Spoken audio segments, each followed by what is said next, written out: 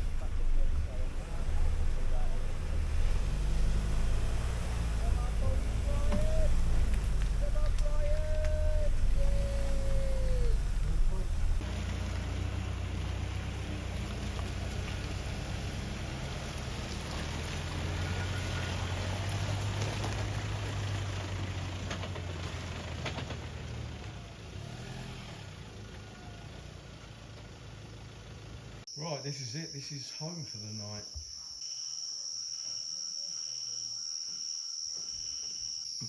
Right, so we settled in up here in the middle of nowhere. We set up the tents on the balcony, and one of them, I think, rode down on a motorcycle, rode down the hill a bit and ordered us some food. So we got some kapow with rice, and we've got some khai deo musak, you know, pork omelette with rice, which will fill us up, ready for our early start. Right, it's 5 AM.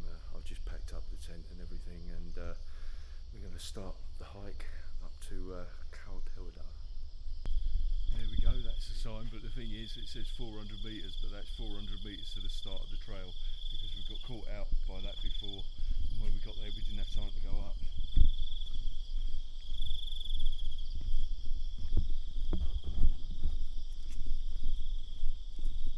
These dogs keep us company. I expect they'll back off as soon as it gets steep. We're at the start of the trail. Now, it says here that the trail takes 3 hours to walk. I certainly hope it doesn't. We're certainly hoping to do it a bit quicker than that. But we should be there by sunrise. First few steps here. Well, at least it's got steps. I suppose that's one way of looking at it, isn't it? Eh? Don't really know a lot about this place, except that it's the highest peak in Suphanburi Province. It's called Khao, which means mountain. Khao Thewada, and Thewada is like a male angel. But I must admit, at this point, I've got no idea why they call it that.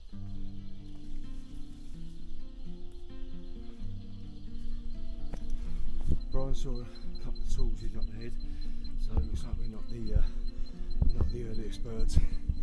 I'll tell you what, this day pack I've got on is quite heavy. All the kit I've got in it. Right, I think it's about a quarter of the way up now. Still very steep. Somebody had. My tilt to the Khang leg.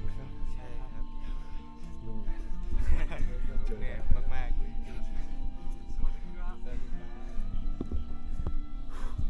The staircase that knows no end. Now, normally on these staircases, on these long trails, they're full of encouraging signs telling you, don't worry, only a few hundred metres to go.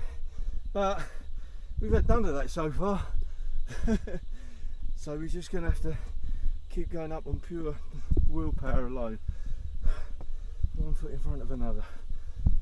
After all that, the dog made it all the way up with us, but I haven't got a bite to eat. So I'm sorry, pal, it's all in vain. Maybe when we get back down. I don't know what that is, creepy looking insect. Right, I think this is it. The last step. 800 metres, so we've got 100 metres to go with no steps. Nice. See the first bit of daylight breaking through. Good timing. A little bit of a sea of clouds, I can see. Sometimes the sea of clouds gets a bit stronger after the sun comes up.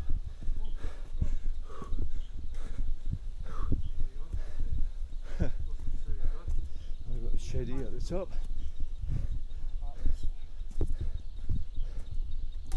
No, stick rope. No, stick to the velvet. Alright. But we're here, we made it, Carl. We made it, mate, but the highest point is Suphanburi. There's a Buddhist, what do you call Cheddy. these? It's called a cheddy. A cheddy, that's it. Yeah. A cheddy at the top here, marking the summit. Yeah. And then there's some viewpoints Whoa. up there, so we'll go and have a This look was at that. nice, and places to sit down. And this must be the Thewada. This must be the male angel that the mountain is named after. Khao Thewada. Oh, this is beautiful. Wow. Right, I'm looking forward to getting this backpack off and sitting down.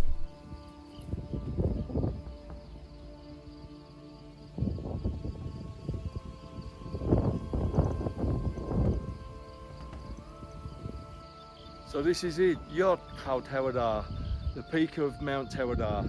This is the highest point in Suphanburi, and this actually means something to me because I've actually lived in Suphanburi Province. It's where my wife comes from. So it's nice to say that I've actually reached the highest point. Someone's got a sense of humour, they've got the birds perched up here on the sea. Shaping up nicely. Lovely colours already.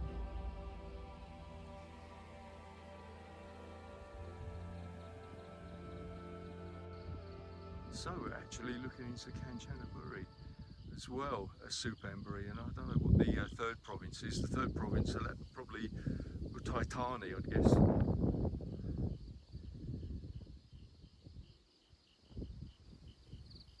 Take a quick walk around, have a look. So I suppose you'd probably get a sunset view as well.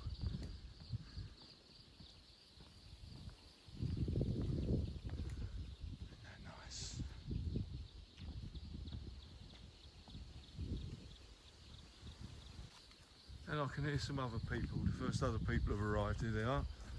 The youngsters we overtook earlier on. So they have. New mark, mate. Khe cào lối mate.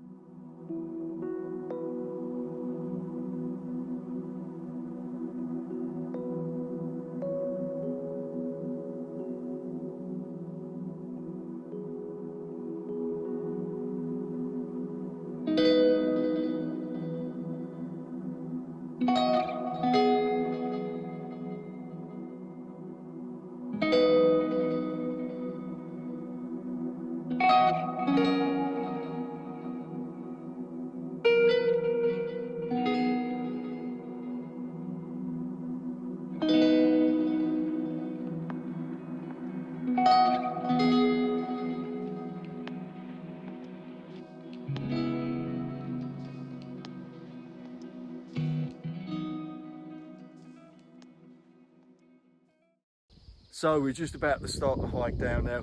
Was it worth the drive up? Was it worth getting up at the crack of dawn and walking all the way up there? Of course it was. Just on our way down, and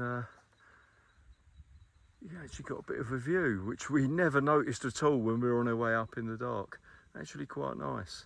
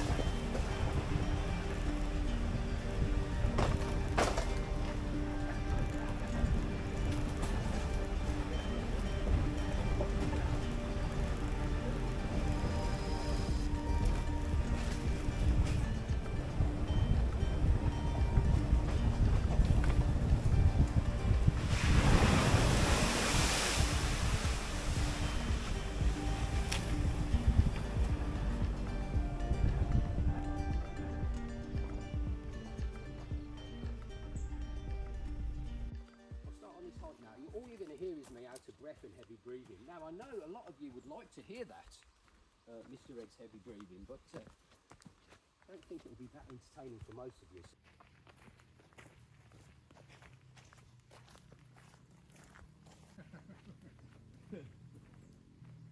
So just to recap, we've come back here today, which is only a few weeks really after our first visit for this place, because Phil saw the videos we made of it and he was very moved, and he's got an interest in aviation, so he asked us if we take him here. I'd love to come here at night time, you know. Oh, Because you know, be really creepy, mate. Really creepy. it would be, wouldn't it? But yeah. I did actually dream about it last night, like Did you? people walking around with like airline blankets on and stuff, Right. you know, and stewardesses with trays and stuff like that. Yeah. No. It was all very real. Yeah. Telling you to sit down. Yeah, It was a long time ago now, but I can clearly remember that night. You know. yeah, me. Well, I would have been in the UK. Yeah. I was in Bangkok.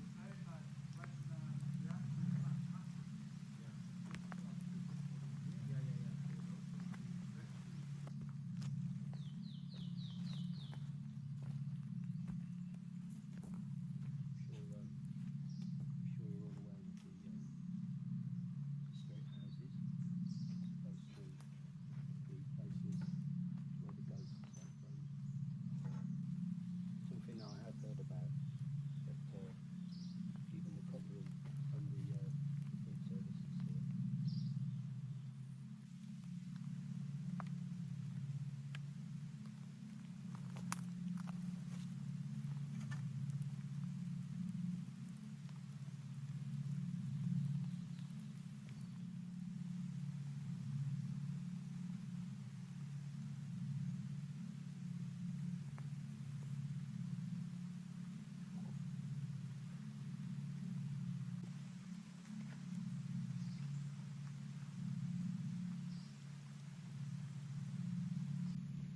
Well, it was certainly a difficult journey getting here, Phil. But what do you think? It's all very real, isn't it? I'll tell you what, the hairs on me arms, and I've just had a body wax, but the hairs on my arms are standing up. There's part of you that is because I'm fascinated by, you know, events that took place in my life and visiting places that are great meaning, and obviously most of the time that's very tragic places. But there also is a little bit of me that says, we're trespassing here, we shouldn't really be here. There is just a tiny little bit of me that thinks that, because, you know, when you look at the spoons and they've got the Lauda logo on, and you can see the number on the part of the fuselage there, you just feel, well, I don't quite know why it's still here. I don't know why they didn't take it away, but I've got mixed emotions about coming here, but it's certainly something that's quite thought-provoking.